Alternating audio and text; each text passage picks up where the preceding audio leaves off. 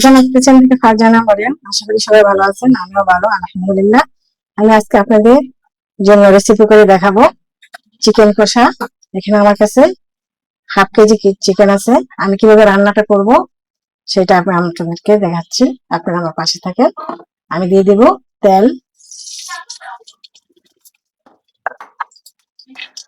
এখন দিয়ে দেব রসুন কুচি আর গরম মশলা,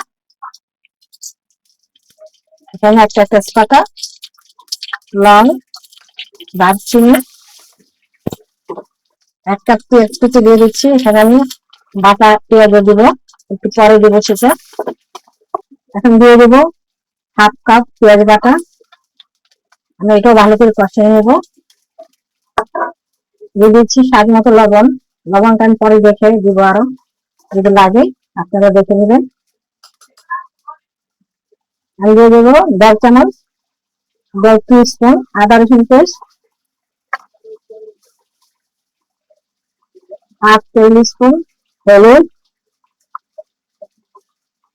টেবিল স্পুন 1/2 থেকে কম মরিচ।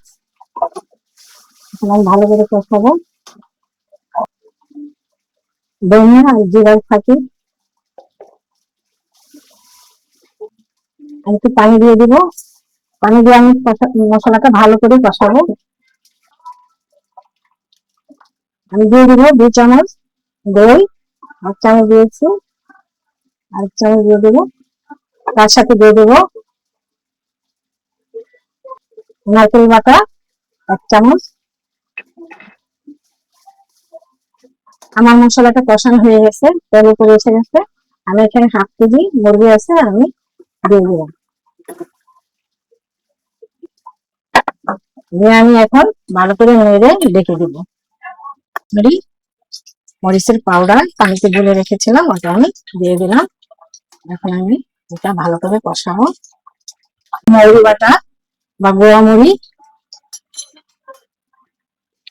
সুন্দর একটা স্মেল আসবে এর জন্য। তার একটা কাঁচামরিচ,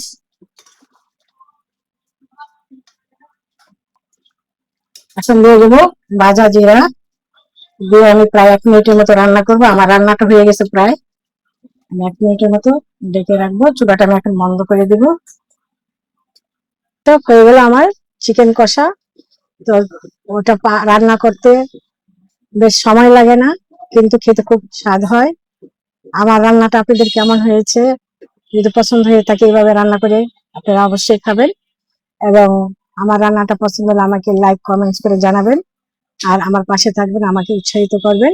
অবশ্যই আপনারা পোলাও বা গরম ভাত দিয়ে খাবেন, তাহলে এটার পূর্ণ টেস্টটা পাবেন। এই বলে বিদায় নিলাম।